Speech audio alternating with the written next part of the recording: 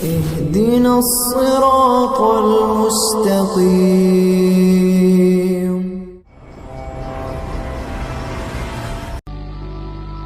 کہ اللہ تعالیٰ کو اس طرح بیان کرو، کہ اللہ کی توحید کو اس طرح بیان کرو کہ جتنا سارے عالم میں زمین و آسمان کے درمیان یا اس کے اوپر اور زمین سے نیچے جتنا اللہ کا غیر ہے اس سب کی نفی ہو، کیونکہ انفراد عبادت، انفراد ذکر اس سے باطل کبھی مقابل نہیں آئے گا. ابوبکر صدیق رضی اللہ تعالی عنہ قرآن کی تلاوت فرماتے تھے اور زور سے فرماتے تھے. ان کی قرآن کی تلاوت سے عورتیں اور بچے مشرکین اور کافروں کے عورتیں اور بچے ان کے قرآن کی تلاوت سے ان پر ٹوٹے پڑتے تھے سننے کے لیے.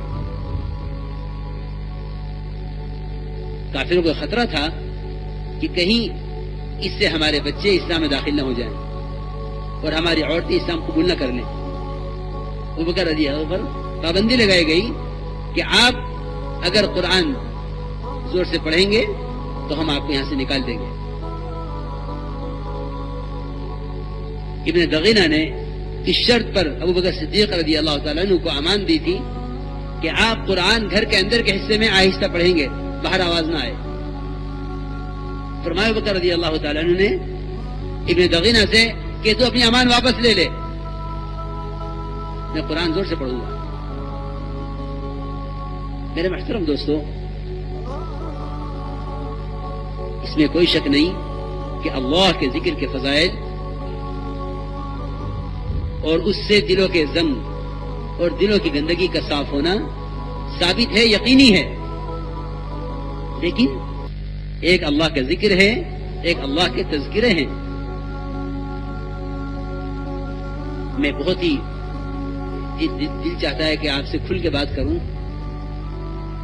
مساجد میں اللہ کے ذکر کے جو تذکرے آئے ہیں حدیثوں میں، اس ذکر سے اجتماعی ذکر مراد ہے، یعنی اللہ تعالی کی توحید، اس کی عظمت، اس کی بڑائی، اس کی کبریائی، اس کی صفات، اس کی نعمتوں کے تذکرے مراد ہیں،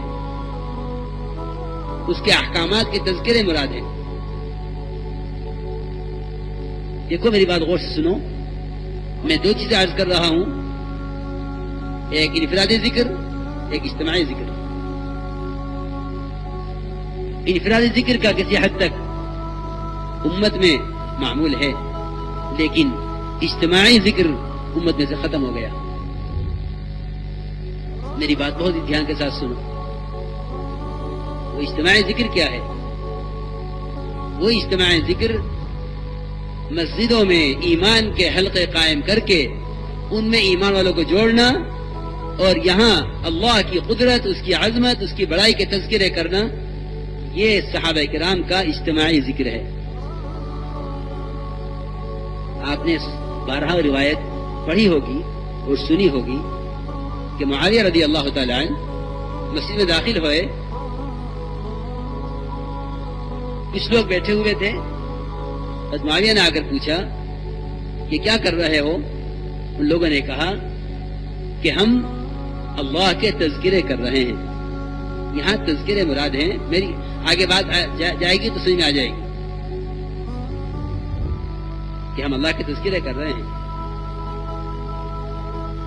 فرمایا قسم کھا کے بتلاؤ. میں قسم کھا کر کہہ رہے ہیں کہ ہم اللہ کے تذکرے کر رہے ہیں. فرمایا میں نے تمہیں جو قسم کھلوائی ہے کسی تہمت کی وجہ سے نہیں، بلکہ ہم مسجد میں بیٹھے ہوئے تھے، آپ صلی اللہ علیہ وسلم تشریف لائے اور آپ نے آ کر پوچھا کیا کر رہے ہو؟ ہم نے کہا کہ ہم اللہ کے تذکرے کر رہے ہیں اس بات پر کہ اللہ تعالی نے ہمیں اسلام کی ہدایت عطا فرمائی. اب آپ روایت غور سے پڑھنا تو معلوم ہو جائے گا.